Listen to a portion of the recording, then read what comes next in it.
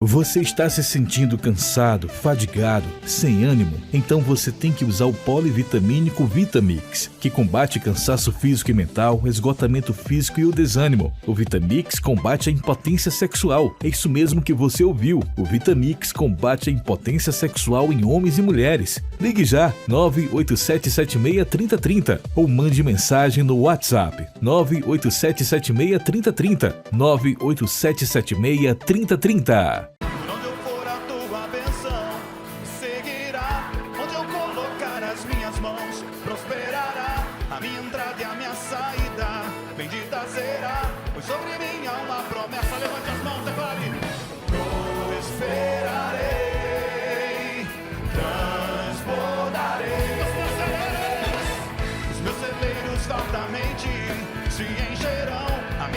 Muito bom dia, povo de Deus, a graça e a paz do Senhor Jesus para você que está aqui comigo, mais uma edição do Manhã de Bênção.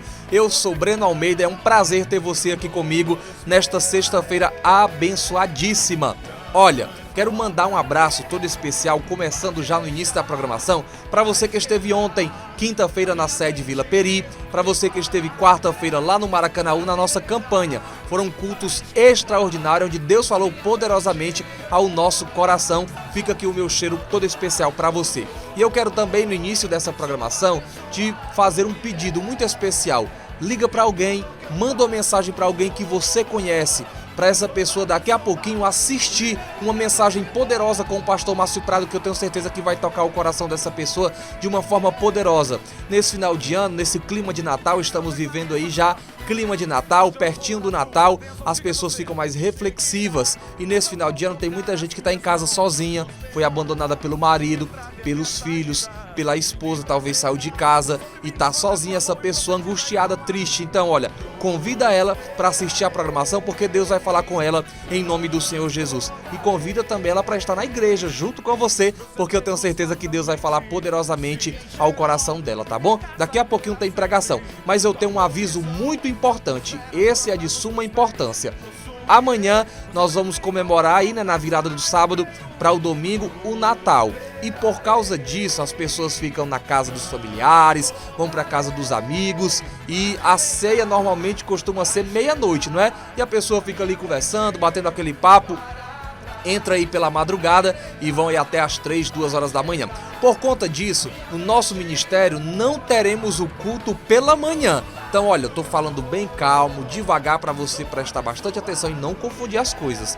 Nesse domingo agora, domingo de Natal, pela manhã, não teremos o culto devocional, tá bom? Por conta disso, a nossa igreja, todos os obreiros, tem todo um aparato ali para acontecer esse culto pela manhã e as pessoas que vão se confraternizar vão ficar acordadas até um pouquinho mais tarde e elas têm que estar muito cedo na igreja. Então, por conta disso, de todo esse trabalho, nós não teremos esse culto no domingo pela manhã, mas o culto à tarde no Maracanaú, atenção, hein? Culto à tarde no Maracanaú e à noite na Vila Peri, da noite, confirmadíssimos, tá bom? Então não teremos apenas o culto pela manhã no domingo agora de Natal. Ficou entendido? Mas o da tarde em Maracanaú e o da noite na Vila Peri está confirmadíssimo, tá bom? Assim também acontecerá na virada do ano. Nós vamos ter o nosso culto da virada, que é tradição no Ministério Nova Vida, começa sábado às 22 horas, é o culto da virada, das 22, mais ou menos ali meia-noite 15, meia-noite 20,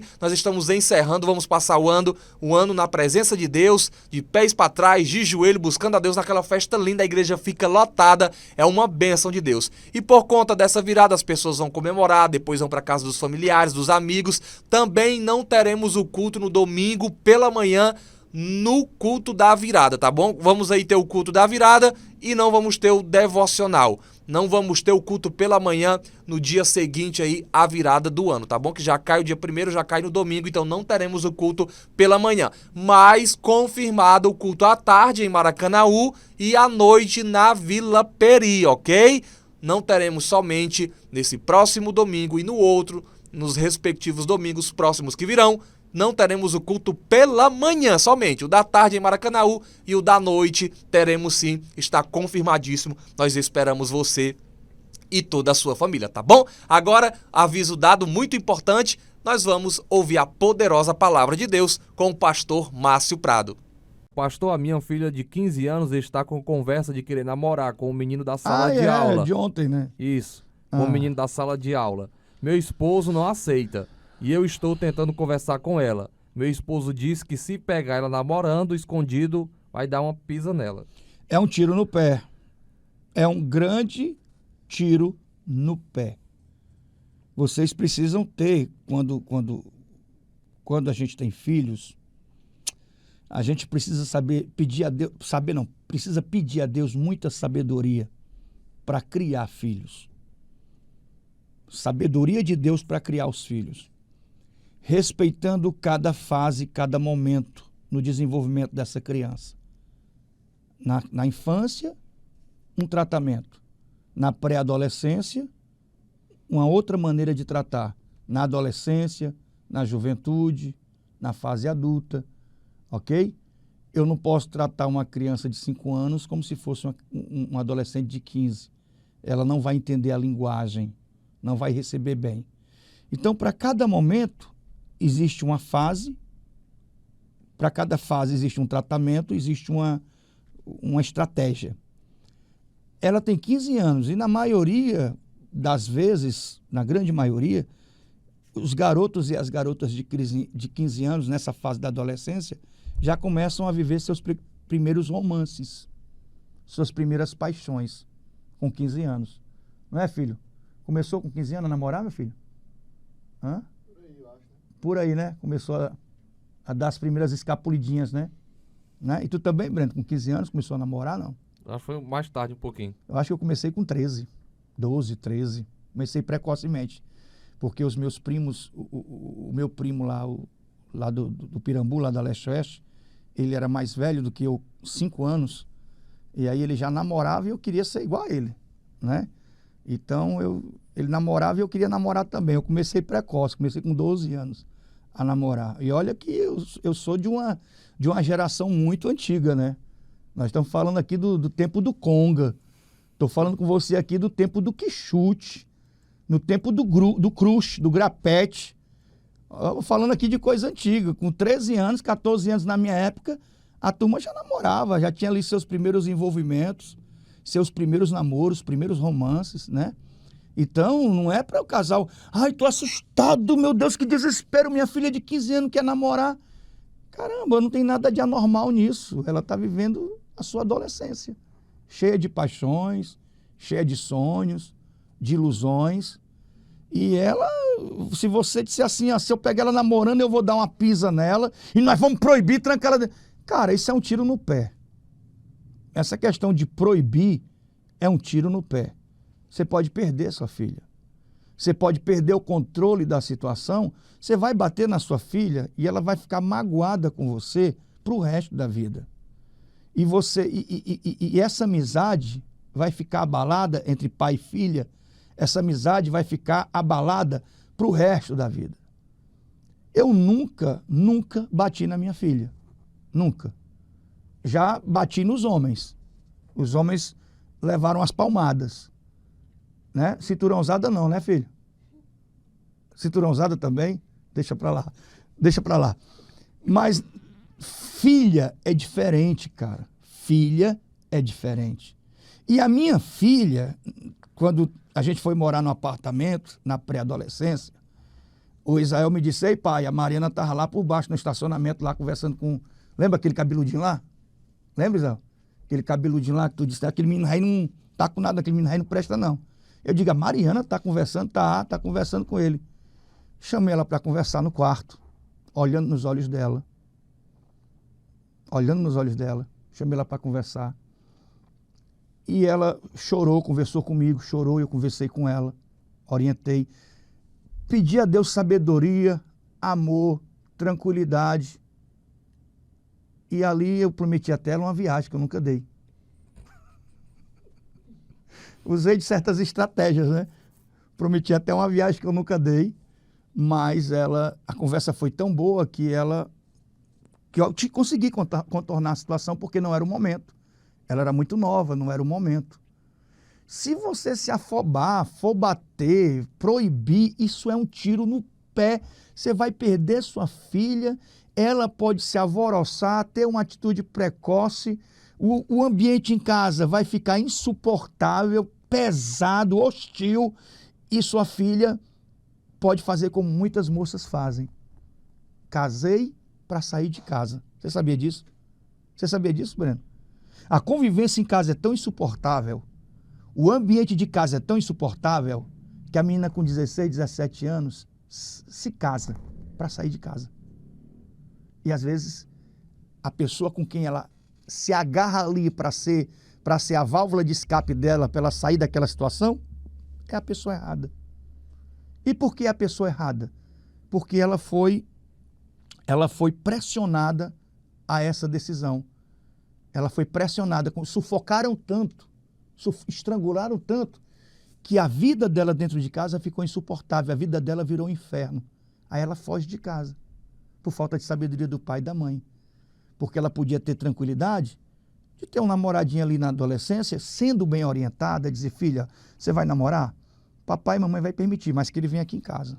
Minha filha não vai, eu não vou proibir minha filha de namorar, não vou proibir.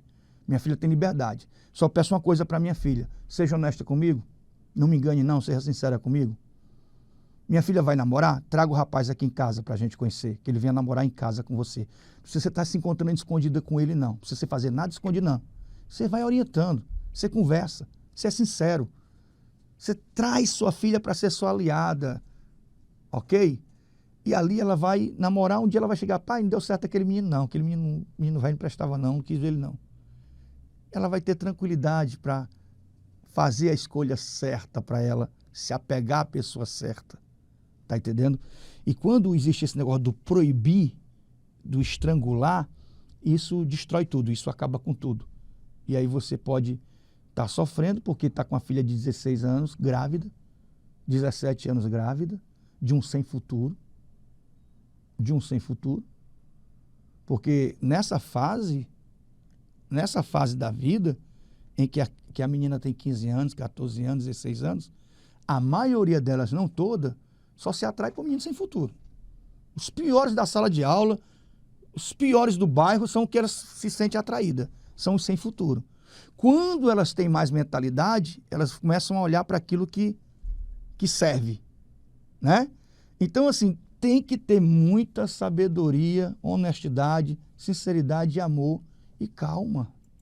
Calma, cara. Eu sei que pai tem aquele cuidado com filha, né? Filha mulher pra gente é, né? Poxa vida, você cria e protege e ama, para depois um marmanjo estar colocando as mãos em cima, mas é a vida. Tem que ter calma, para você não perder sua filha e não estragar tudo. Converse com seu marido. Ele precisa ser mais sábio.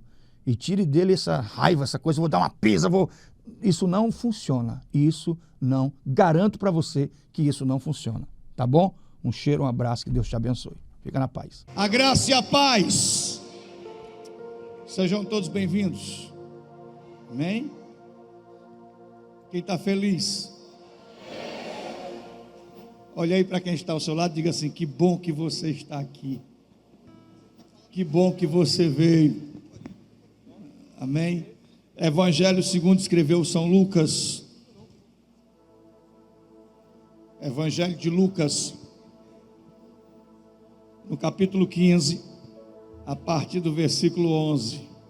Jesus continuou. Certo homem tinha 2 filhos, e o mais moço deles disse, pai, dai-me a parte da herança que me pertence. E o pai repartiu os bens entre os 2. Poucos dias depois, o filho mais moço, ajuntando tudo, partiu para uma terra distante e ali desperdiçou seus bens, vivendo irresponsavelmente. Depois de ter gasto tudo, houve naquela terra uma grande fome e começou a passar necessidades.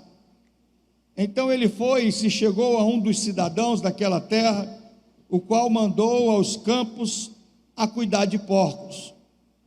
E ele desejava encher o estômago com as vagens de alfarrobeiras que os porcos comiam, mas ninguém lhe dava nada. Então, caindo em si, disse, quantos trabalhadores de meu pai têm abundância de pão e eu aqui passando fome. Eu me levantarei, irei ter com meu pai e lhe direi: Pai, pequei contra o céu e contra ti, já não sou mais digno de ser chamado teu filho, trata-me como um dos teus trabalhadores. Então levantou-se e foi para o seu pai, e quando ainda estava longe, viu seu pai e se moveu de íntima compaixão e correndo, o abraçou e o beijou. O filho lhe disse: Pai, pequei contra o céu e perante ti, já não sou digno de ser chamado teu filho. O pai, porém, disse aos seus servos: trazei depressa a melhor roupa, vestiu com ela, e pondo-lhe um anel na mão e sandália nos pés, trazei um bezerro gordo, matai-o, comamos, nos alegremo-nos, pois este meu filho estava morto e reviveu, tinha se perdido e foi achado, e começaram a festejar. O filho mais velho estava no campo. Quando voltou e chegou perto da casa, ouviu a música e as danças. Chamando um dos criados, perguntou-lhe o que era aquilo. E ele lhe disse: veio teu irmão, teu pai matou um bezerro gordo, porque o recebeu são e salvo. Mas ele se indignou e não queria entrar. Então saindo o pai, insistiu com ele.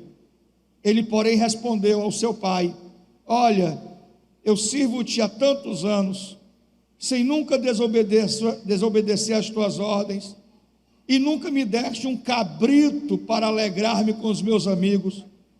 Vindo, porém, este teu filho, que desperdiçou os teus bens com prostitutas, mandaste matar para ele um bezerro gordo. Respondeu-lhe o pai: filho, tu sempre estás comigo, e todas as minhas coisas são tuas. Todas as minhas coisas são tuas. Era, porém, justo alegrarmos-nos e festejarmos, porque este teu irmão estava morto e reviveu, estava perdido e foi achado. Sente-se, por favor. Hoje, um domingo de, olha para cá, um domingo de comemoração. Hoje é o Dia dos Pais, e é um dia, para muitos um dia de muita alegria, para outros um dia triste, um dia de recordação, um dia de reflexão. Para muitos que têm o privilégio de ter seus pais ainda, e de poder fazer o que pode ser feito, olha para cá, e de poder dizer o que pode ser dito, e consertar o que ainda dá para consertar. Para muitos que ainda têm seus pais vivos, um dia de oportunidade para fazer diferente. Para outros não, apenas um dia de memórias. Para outros um dia de lembranças. Eu sou um daqueles filhos que amanheceu e começou o dia hoje dizendo: que bom que meu pai, se o meu pai, que bom seria se ele ainda estivesse aqui. Se ele pudesse ver hoje tudo que Deus fez. Se ele pudesse participar hoje e colher todos os frutos e usufruir de tudo isso que Deus fez. Infelizmente meu pai não está mais aqui. E sempre essa relação entre pais e filhos, na grande maioria das vezes, salvando algumas raras exceções, sempre foi uma relação cheia de conflitos, uma relação de muitas crises, muitas decepções, tristezas, guerras, desilusões, mas uma relação muito intensa. Tem uma canção do Fábio Júnior que diz que ele fez para o pai dele, e nessa canção ele diz: o meu pai foi o meu herói e o meu bandido. Muitos de nós tivemos essa experiência. Não existe bom sem defeito. Não existem filhos perfeitos e muito menos pais perfeitos, e não existe família perfeita. Meu pai era um homem que tinha as qualidades e tinha defeitos. E eu vivi muitas crises com meu pai. Tive com ele muitas decepções e ele teve comigo. Tive com ele, alimentei durante muito tempo muitas mágoas. Carreguei durante muito tempo muitas feridas. Alguns relacionamentos, as situações se resolvem. Em certo momento da vida, pai e filho se reencontram e constroem novamente uma amizade muito mais forte. Outros se separam definitivamente. Pais e filhos que não se falam. Pelo contrário, que se detestam. E outros até se tornam inimigos. A própria palavra diz, no livro do profeta Malaquias, o Senhor, dizendo que vai mandar um profeta no final dos tempos, que tem como objetivo, missão, propósito, converter o coração dos pais aos filhos, e dos filhos aos pais, para que ele não venha e não fira a terra com maldição. Olha para cá. Porque essa intriga entre pai e filho é algo que desagrada o coração de Deus, que entristece o coração de Deus. Eu sei que existem muitos filhos que até hoje carregam sequelas. Aquele que deveria lhe amar, lhe proteger, aquele que deveria estar ao seu lado e nunca dar as costas, nunca lhe abandonar, foi aquele que mais lhe feriu.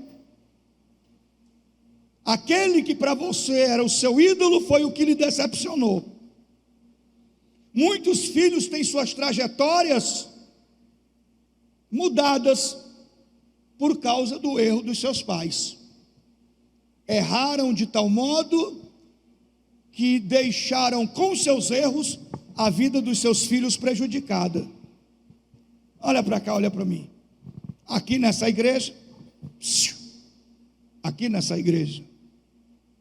nós temos uma moça que quando ela tinha 12 para 13 anos, ela foi abusada pelo próprio pai. É meio deselegante contar uma história dessa num dia como o de hoje, mas é necessário. Ela foi abusada pelo próprio pai, e por causa desse abuso, com 13 anos de idade, ela saiu de casa. E saiu de casa para trabalhar de doméstica e morar no trabalho, e sofrer muito, e passar por muita necessidade, passar por muita humilhação, e trabalhando como doméstica, estudando, ela conseguiu estudar, terminar o 2º grau, conseguiu uma faculdade. Na faculdade conheceu um moço que hoje é o esposo dela, e com ele ela tem 2 filhos. E um dia eu estava aqui pregando num domingo como esse, ela estava sentada por aí, e ela chorava muito. E quando terminou o culto, ela veio falar comigo, e ela disse: pastor, eu passei por uma situação muito difícil na minha vida, e contou o que aconteceu. E ela disse: o meu pai está com câncer, está se tratando, não sei se ele vai sobreviver a essa situação. Eu sei que o meu pai está morrendo de câncer, e eu não consigo perdoá-lo pelo mal que ele me fez. O mal que o meu pai me fez trouxe para a minha vida muito sofrimento. O mal que o meu pai me fez ter pesadelos durante anos, me fez detestá-lo, odiá-lo, ter nojo dele, e eu não sei se eu consigo perdoá-lo. E eu disse para ela que perdoar na vida de um cristão é uma questão de sobrevivência espiritual. Ou a gente perdoa, ou a gente morre espiritualmente. Será que é possível a gente perdoar alguém que nos fez tanto mal? E quando alguém que nos fez o mal foi justamente aquela pessoa que deveria nos amar e nos proteger, e é possível perdoar alguém assim? E eu sei que eu conversei com ela, passaram-se algumas semanas, alguns domingos depois, estava ela, o marido, as duas crianças e um senhor. E esse senhor chorava muito. Chorava muito. E quando terminou o culto, ela subiu no altar, levando com ela esse senhor, e tanto chorava ela como chorava ele, e ela chegou para mim e disse: pastor, o senhor lembra de mim? Eu disse: lembro, esse aqui é o meu pai, eu trouxe ele aqui para entregar a vida para Jesus. E ela cuidou do pai até o seu último suspiro de vida. E quando ele faleceu, ela disse: eu estou em paz, porque o meu pai faleceu e não ficou nenhuma situação mal resolvida entre nós. Quem tem poder para nos curar a esse ponto? Quem tem poder para transformar a nossa mente e o nosso coração nesse nível? Olha para cá, olha para mim. O meu pai, quando estava lúcido, eu nunca conheci um ser humano melhor do que ele. Quando estava sóbrio, eu nunca conheci uma pessoa melhor do que ele. Mas o meu pai, quando bebia, a bebida, o álcool, servia na vida dele como porta de entrada para demônios. O meu pai, quando ele bebia, parece que ele invocava todos os demônios para dentro da vida dele. Sua voz mudava. Sua voz era uma voz de tom tenebroso, distorcida. Se você batesse uma foto dele lúcido, você tinha um rosto de uma pessoa. Se você batesse a foto dele embriagado, era o rosto de uma outra pessoa, completamente possessa, visivelmente possessa. Meu pai bêbado era capaz das piores maldades, era capaz de fazer as coisas mais terríveis e mais diabólicas. Nunca conheci ninguém tão perverso, que espancava a esposa na frente dos filhos, que acordava os filhos com pancadas. Minha mãe colocava uma rede na porta do quarto, para que se ele invadisse o quarto, ele iria nos espancar, e ela ficava a noite inteira apanhando dele na porta do quarto. Eu sou mais velho, eu me lembro de situações das quais até hoje estão aqui. Cresci com raiva do meu pai. Eu dizia: quando eu crescer eu vou matar ele. Um dia eu vou crescer, e quando eu crescer eu vou pegar meu pai, vou dar uma pisa nele e vou matar ele. Nunca fiz isso. Nunca tive coragem para fazer isso. Nunca tive natureza para fazer isso, de nem sequer levantar a mão para ele. Mas aí um dia, como a vida é cheia de surpresas e de imprevistos, um dia eu entreguei minha vida para Jesus, e parece que o Senhor tirou a venda dos meus olhos, e a minha capacidade de percepção foi transformada, e eu não via mais a vida, nem as pessoas, nem os problemas, do mesmo jeito que eu enxergava antes.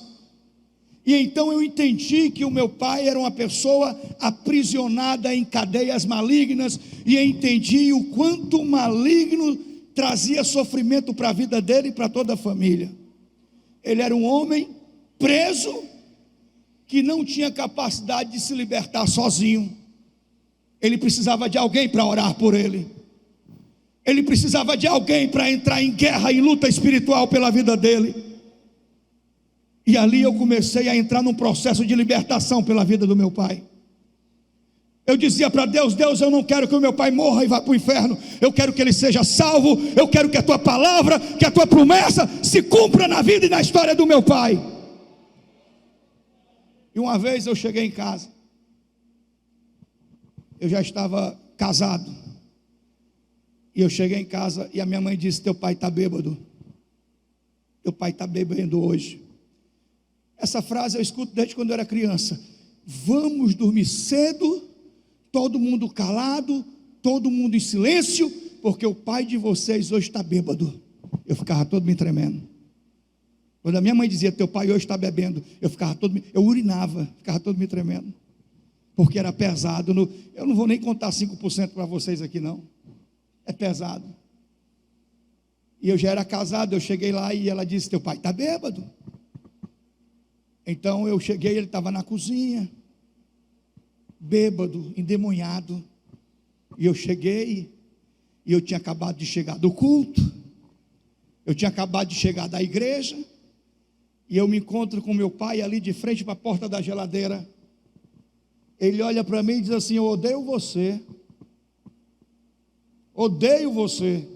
E ele enche a mão assim, e enche a mão aqui nos meus peitos, pá! E ele era grande, ele era alto.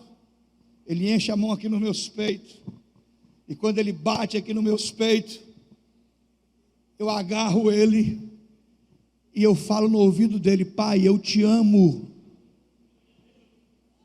Eu te amo. E eu digo assim: Satanás, deixa a vida do meu pai agora. Na mesma hora ele perde as forças, eu seguro ele, e eu levo ele para a cama e coloco ele na cama, e ali ele dorme. Daquele dia em diante, nunca mais ele se manifestou. Nunca mais ele se manifestou. Você está me ouvindo? Quando eu era jovem, que alguém dizia assim: Deus é pai, eu dizia: pai.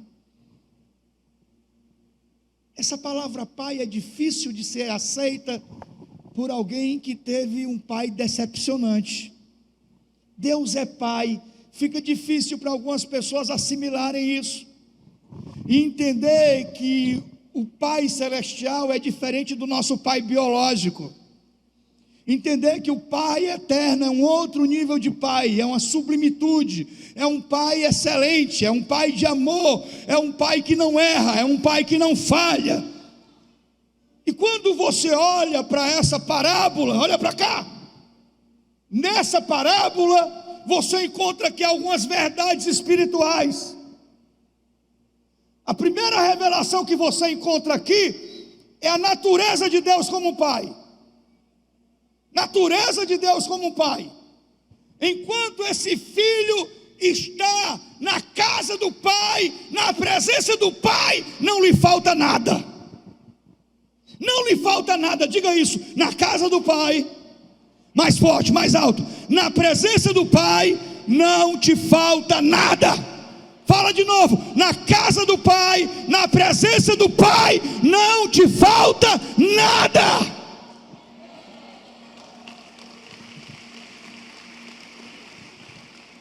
Na casa do pai tem fartura, tem abundância de pão. Na casa do pai tem proteção. Na casa do pai não falta nada, nada. Mas esse filho fica entediado. É muito chato aqui. Aqui na casa do pai a gente não tem adrenalina.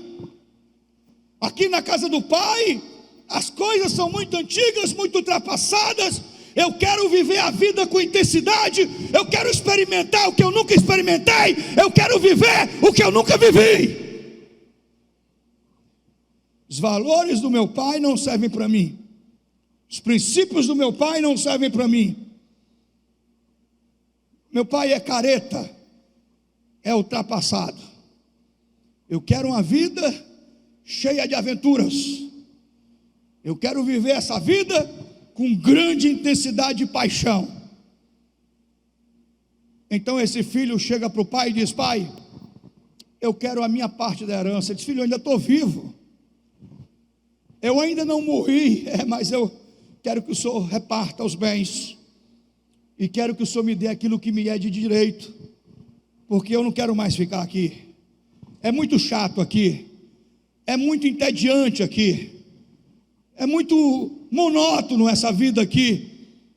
Eu quero viver uma vida cheia de expectativa. E esse pai, ele não impede o filho de ir, ele não obriga o filho a ficar, ele respeita o seu direito de ser livre, ele respeita o seu direito de decidir, ele respeita o seu direito, olha para cá, ele respeita o seu direito de escolher, como Deus nos deu o livre-arbítrio. Você só ama a Deus se você quiser, você só crê em Deus e na sua palavra se você quiser, você só ora se você quiser, você só busca se você quiser, você só ama a Deus se você quiser. Ninguém aqui é obrigado a nada. Se você quiser se levantar agora e entrar no primeiro bar que você encontrar pela sua frente, ninguém vai impedir você de fazer isso, ninguém, porque Deus nos deu o livre arbítrio, a liberdade de decidir e escolher. Eu posso escolher o caminho da bênção, eu posso escolher o caminho da maldição, eu posso decidir servir a Deus ou servir ao diabo, se eu quiser. Amém ou não amém? Qualquer um aqui, se quiser servir a Deus, serve. Se não quiser, Deus não vai obrigar você. Mas a partir do momento que Deus me deu o livre-arbítrio, Ele também me deu o direito de colher as consequências dos meus atos e das minhas decisões. Ele me deu o direito de ser responsável pelas escolhas que eu faço. Não adianta eu fazer escolhas erradas, tomar decisões erradas, e lá na frente dizer: Deus, por que o Senhor fez isso comigo? Deus não fez nada com você, foi você que escolheu, foi você que decidiu. Esse pai não impede, embora seu coração esteja triste, embora ele conheça a natureza do seu filho e sabe que o seu filho vai se arrebentar, mas eles precisam viver as suas próprias vidas, colher os seus próprios frutos, sofrer, se decepcionar, apanhar, e às vezes não há nada que você venha dizer. Muitas vezes eles não vão ouvir você, eles vão fazer o que eles querem fazer. Você pode dizer: filha, eu já vivi esse filme, filha, eu já passei por essa situação, eu já sofri isso aí. Minha filha, você está fazendo errado. Minha filha, essa pessoa não presta, ela não presta, você está vendo, ela não está enganando você, ela não está enganando ninguém, você está vendo que ela não presta. E você diz: pai, mas eu amo, é um gato. Aí se lasca. Olha para cá, não há nada que você faça ou diga que mude, faça essa pessoa mudar de ideia. Sabe por quê? Porque ela tem que viver suas próprias experiências e aprender com os seus sofrimentos e com as suas decepções. Quando é pequeno, a gente protege. Amém ou não amém? Quando é pequeno, você protege do perigo, você protege de um acidente. Se você percebe que está uma situação de briga, de confusão, a primeira coisa que você faz é tirar seu filho dali, você corre para proteger. É pequeno, mas aí cresce. Quando cresce, engrossa logo o cangote. De repente você liga e ele diz assim: alô, pai. Eu digo: quem é que está falando? Sou eu, pai. Você nem conhece. Há pouco tempo atrás você ligava e dizia assim: alô? Quem está falando é meu pai. De uma hora para outra a voz engrossa. Engole o choro, engole o choro, engole o choro. Não é homem não, rapaz, engole o choro. Eu não sou homem, eu sou só um menino. É ou não é? Está ali na bateria, eu dizia assim: engole o choro. Eu disse: não é homem não, rapaz. Homem não chora. Ele diz assim: eu não sou homem, eu sou só um menino. Mas hoje está aí, já está casado. Passa rápido. Quando é pequeno a gente protege, a gente faz o possível, mas depois eles crescem. Crescem. E nós precisamos entender que nós precisamos ser pais curados. Que nós precisamos ser sempre aquele lugar, aquela coluna, que o filho pode estar perdido, ferido, magoado, com a vida destruída, mas ele vai dizer: eu tenho uma casa, eu tenho um pai, eu tenho um lugar para onde voltar, eu tenho um lugar aonde eu vou ser recebido de volta. Você está me ouvindo?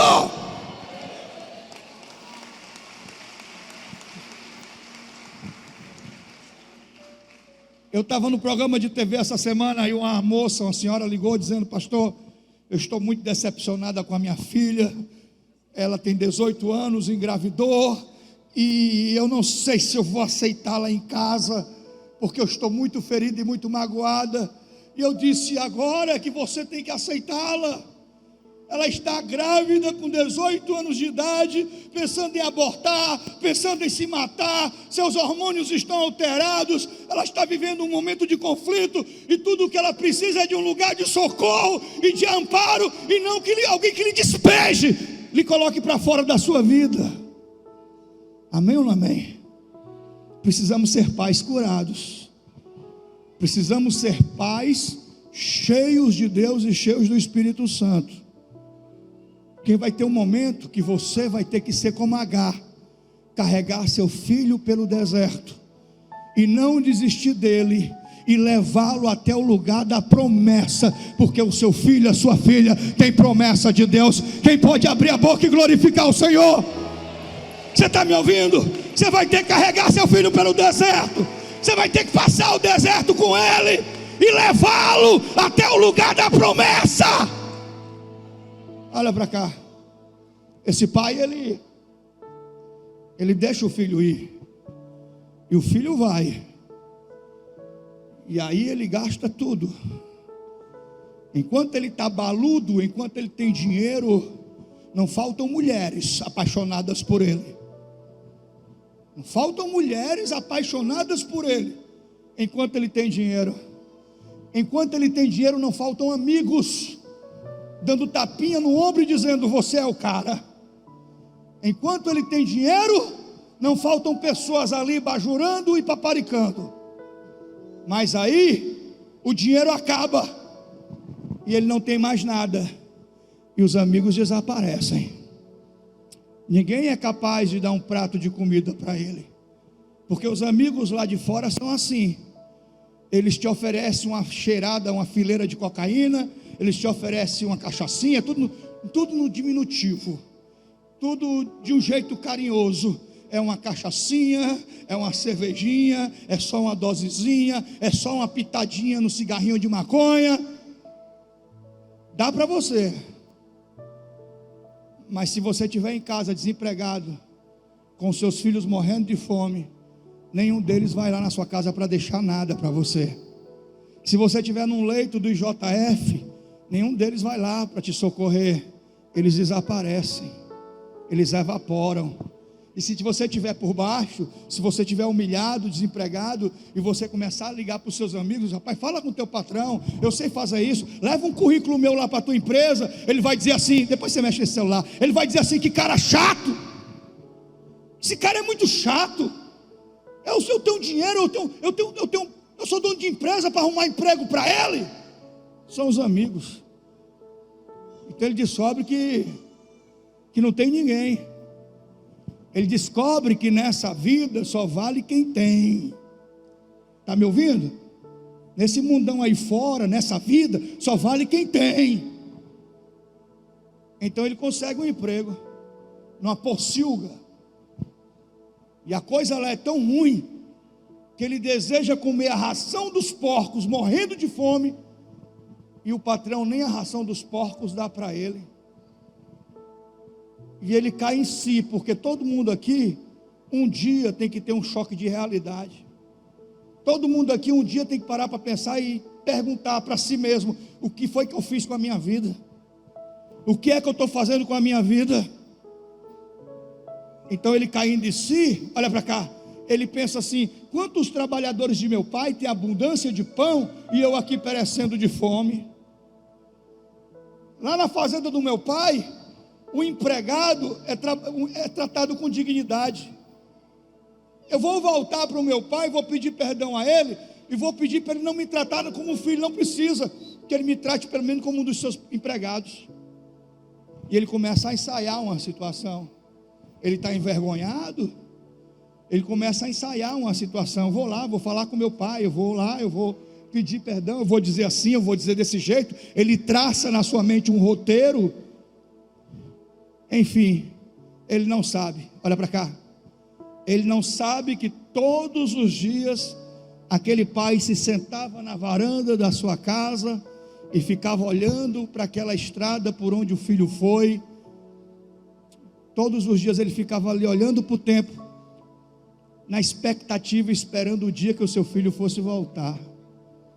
Dia após dia, aquele pai sentava naquela varanda e ficava olhando ali, para ver se um dia, pelo caminho que ele foi, ele voltasse. Até que um dia ele vê uma pessoa vindo de lá para cá, e ele olha e diz assim: pelo andar parece com meu filho, mas está muito sujo,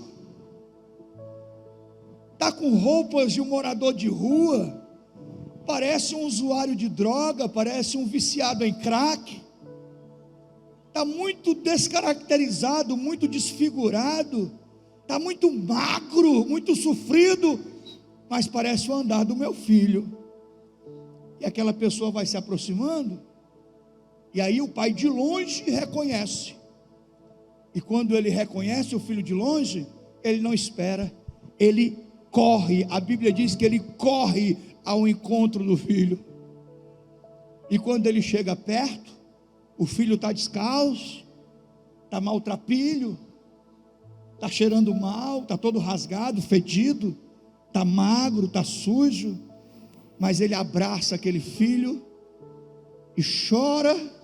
E o filho diz: pai, pequei contra o céu e perante ti, não sou digno de ser chamado teu filho. O pai diz: não fala nada. E chama os empregados, veem aquela cena e corre gente da lavoura, corre gente da casa. O pai é muito rico, e o pai diz: venham depressa, trazei roupas novas e coloque, dê um banho no meu filho, vista ele com roupas novas, calce sandálias novas nos pés dele, tira o anel da mão e coloca o anel na mão do filho, e diz: prepare um bezerro gordo, porque essa noite é uma noite de festa.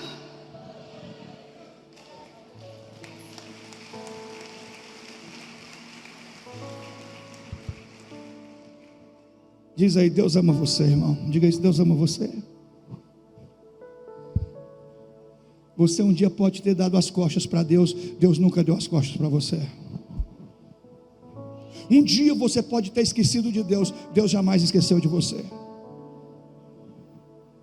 Um dia você pode ter dito: nunca mais eu ponho os pés na igreja, nunca mais eu volto para o Evangelho. Mas Deus jamais desistiu de você. É a natureza de Deus, sempre ali na expectativa, contando as horas, porque Ele sabe que um dia você vai voltar. Você está me ouvindo? O irmão mais velho chega e pergunta assim: que barulho é esse? E alguém diz assim: teu pai está fazendo uma festa grande, mandou matar um bezerro gordo. E ele disse: foi que houve? E teu irmão voltou. E teu pai está muito feliz porque ele voltou são e salvo. Voltou lascado, voltou sujo, descalço, fedendo, magro, mas voltou. E teu pai está dando uma festa. E ele fica furioso, indignado. Como é que pode? O pai sabe que ele está lá fora. O pai chega e diz: foi que houve, filho? Ô pai, sempre fui fiel a ti, sempre te servi, nunca sequer tu me deste um cabrito para eu comemorar com os meus amigos, E esse teu filho, é igual aquele marido que está com raiva da mulher e diz assim: ei, tu viu foi que o teu filho fez dessa vez? Tu viu foi que a tua filha aprontou? Como se ela tivesse feito a filha ou o filho sozinha. Esse teu filho dividiu a herança, roubou os teus bens, gastou com prostitutas, e ele chega e o Senhor dá uma festa para ele, pai. É justo, eu estando aqui, e o Senhor nunca fez nada por mim? Caramba. O pai disse: filho, tu sempre esteve aqui, todas as minhas coisas são tuas. Todas as minhas coisas são tuas.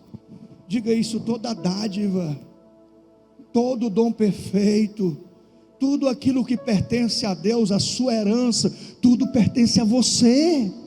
Todas as riquezas de Deus Ele quer derramar sobre a sua vida. Você está me ouvindo? Todas as riquezas insondáveis de Deus Ele quer derramar sobre a sua casa, Ele quer derramar sobre a sua família. Tudo que pertence a Ele pertence a mim, é a minha herança. Ele é meu Pai, não há nada que Ele retenha de mim, não há bênção que Ele não queira me entregar, não há milagre que Ele não queira fazer, não há situação que Ele não queira mudar. Se tem alguém que quer mudar a sua vida, abençoar a sua vida, esse alguém é Deus.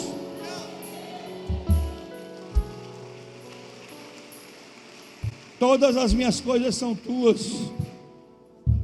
Mas esse teu irmão estava morto e reviveu. Ele estava perdido e foi achado. Você está me ouvindo? Essa ilustração revela a natureza de Deus como um pai. Esse pai. Olha para cá. Diz para quem está perto de você: Deus conhece você. Fica de pé. Deus conhece você. Mais forte, mais alto. Deus conhece você.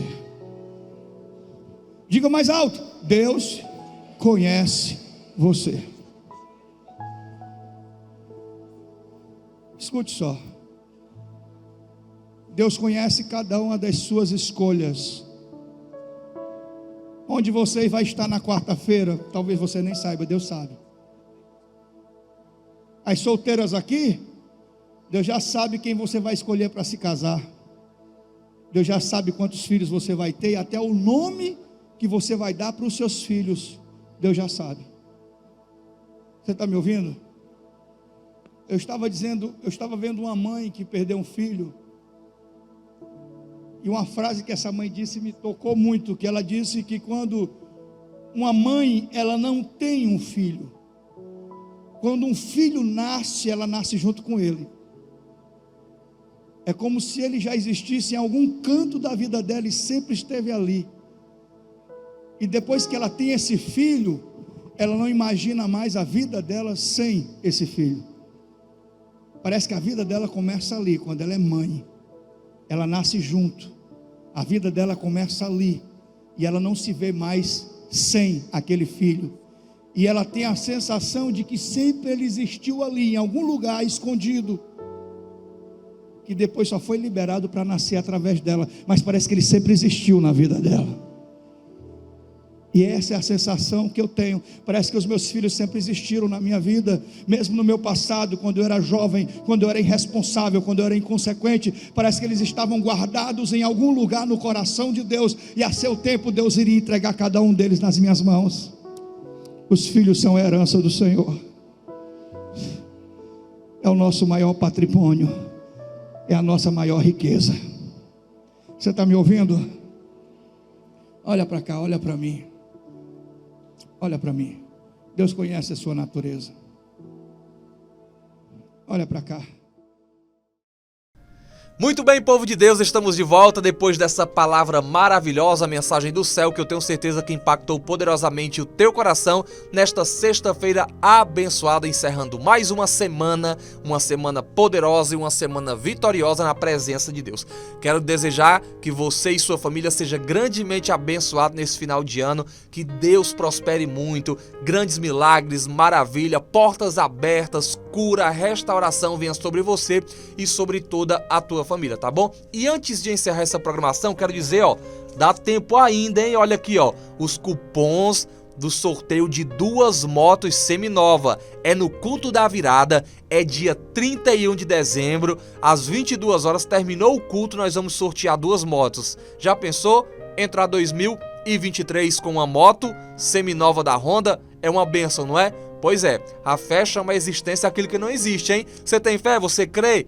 Então ela pode ser sua. É só você adquirir o cupom. Quanto mais cupons você adquirir, mais chance você tem de ganhar.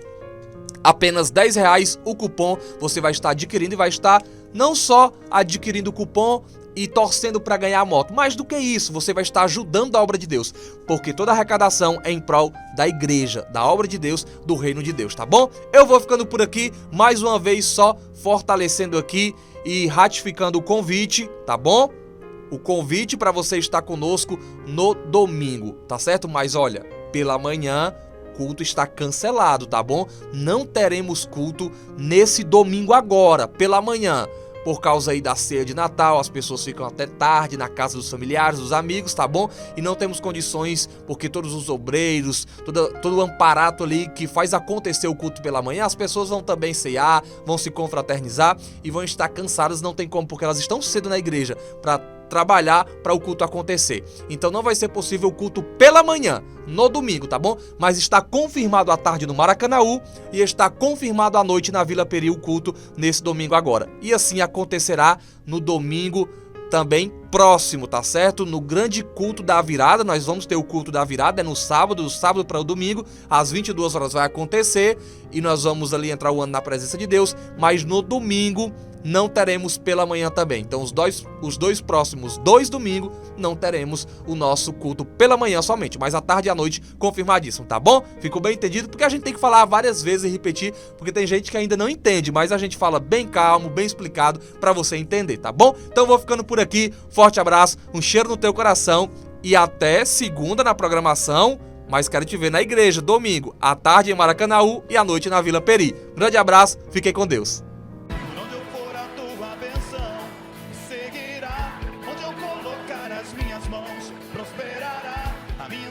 Gente, eu tô aqui com um excelente produto para você, ômega 3. Eu uso o ômega 3 há muitos anos. Para que serve o ômega 3, Breno? Falar? Controle do colesterol. Controle do colesterol, diminui o risco de derrame cerebral, o que mais? Age como anti-inflamatório, auxilia no tratamento de depressão, mantém a saúde e estrutura de tecidos e conexões e juntas, reduz os riscos de doenças cardíacas. Então é bom, viu? Ômega 3. Olha só, gente, ômega 3 em promoção para você.